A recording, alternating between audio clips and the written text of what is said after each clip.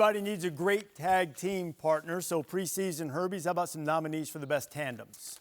This is a fun one because you can think of quarterbacks and receivers or defensive ends or corners. For me, we talked earlier about the Auburn defensive line. How about Nick Coe and Derek Brown together?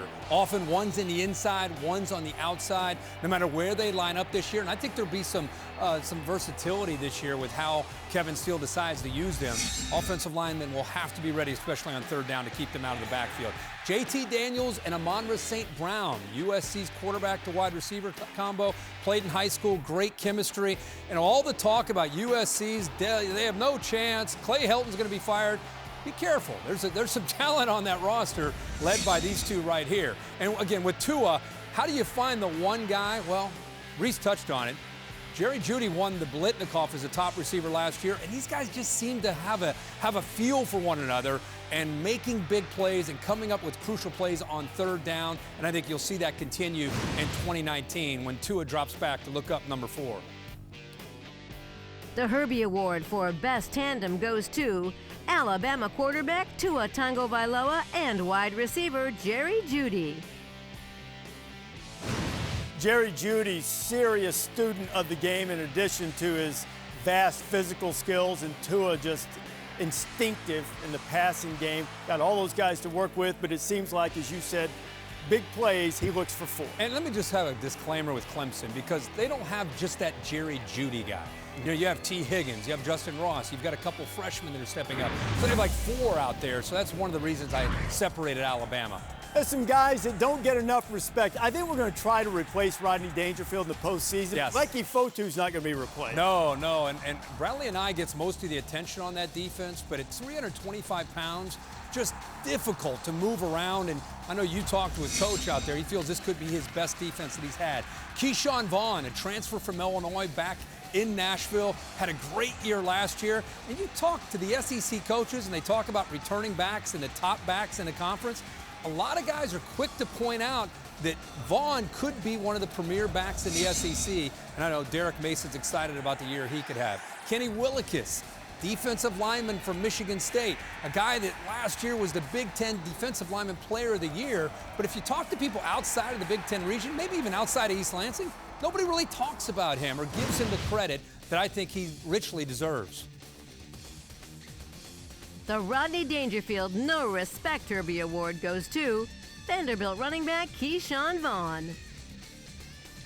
Did you see what Keyshawn tweeted a couple of days ago? He said, man, how do you guys pick these preseason teams? Go ahead and keep sleeping on Oh, really? We're wide awake. Oh, wide awake here. I didn't know that. I didn't know that. Well, touche. Well, he should be happy that he's getting some attention. And he does, like I said, he deserves it. People will be very, very familiar with him as the year goes on. See how familiar he is with Georgia opening night, too. How about the throwback player nominees? Garrett Groshek. Now, he's a running back at Wisconsin. You think of Jonathan Taylor, but this guy came in to spot Taylor often last year, made big plays, also caught the ball out of the backfield. Just a valuable asset to Paul Chryst in that offense for the Badgers. Khaleke Hudson, kind of a down year last year. Didn't put up the numbers that we were used to seeing in the previous year, but I'm telling you, if you had a backyard football game, you're just looking to find a guy you want on your team. This guy is a football player. I expect him to bounce back in 2019 in a big way and provide the leadership that this team needs. Don't look now. As you don't follow the Pac-12, you have no idea about Evan Weaver. You better watch out for Cal's defense. They might have one of the best secondaries in the country. Evan Weaver's a leader in the middle of this defense. Be careful this year out west if you're playing Cal. Do not underestimate the job that Justin Wilcox is doing. The Herbie Award for Throwback Player goes to Michigan linebacker Khaleke Hudson. We got hit with a couple of targeting calls early last year. Some thought maybe that took away some of his aggression. He was down double digits in terms of the fewer number of tackles for loss.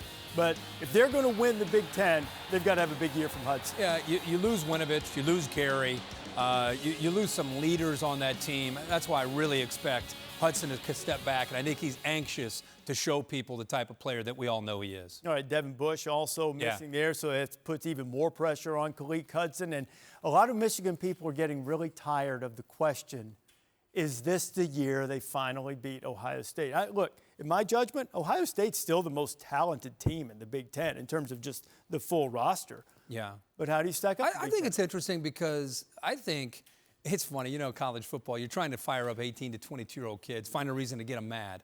Ohio State, they're mad. You know, they're mad because nobody's respecting them because Urban Meyer left. Dwayne Haskins is gone in his 50 touchdown passes. So all of a sudden, they feel that they're disrespected and they're anxious to go out and show what they can do.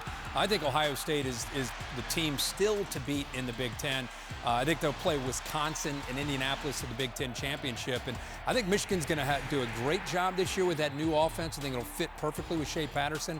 I think Ohio State still has a very talented roster. If there's a sleeper to pick, and there's a bunch of them you could choose from. The whole West. I like PJ Fleck. You're right. The West is wide open. Just take a dart and throw it at the board. I think Minnesota, they've got some experience now at quarterback. Maybe the best backfield in the Big Ten as far as depth. Great receivers led by Ron Johnson. I think that Minnesota could be a surprise team, and PJ Fleck continue to just kind of build that culture. Guys are buying into what he's selling. They're a dangerous team this year, I think, in the West. I agree. I think there's going to be a lot of fun watching the games in the Big Ten West this year. And that race, I think Iowa's being overlooked a little bit as well, and Nebraska. Everyone's talking Nebraska, Wisconsin. Yeah, everybody's looking at them. Yeah. Wisconsin, you said Ohio State and Michigan are mad for various reasons. They're mad, too. They should be. They're talking Wisconsin. Everyone's mad. Nobody's paying attention. I got them going to the Big Ten championship. How about must-see game of the year, Kirk? Well, again, how do you sit here and pick a game? I am anxious to see how Ryan Day handles this year with the pressure of filling Urban Meyer's shoes, and then if they're both winning and having a great year, with all this hype about Michigan, it's their year. If they're not going to do it this year, when are they going to do it? You imagine if those teams go in there, both trying to chase a Big Ten championship, that would definitely be one of the games of the year. How about the question mark that's not really a question mark? Well, I think Georgia's receivers. I think when you have a guy like Jake Fromm returning, and if you look at this team on paper, you could say, oh my gosh, who's going to catch the ball? But if you haven't been paying attention, they've done a pretty good job of recruiting. I don't think that's a big concern, even though everyone else is looking at it as it possibly could be. Thank you for watching ESPN on YouTube. For more sports and analysis, download the ESPN app, and for live streaming sports and premium content, subscribe to ESPN Plus.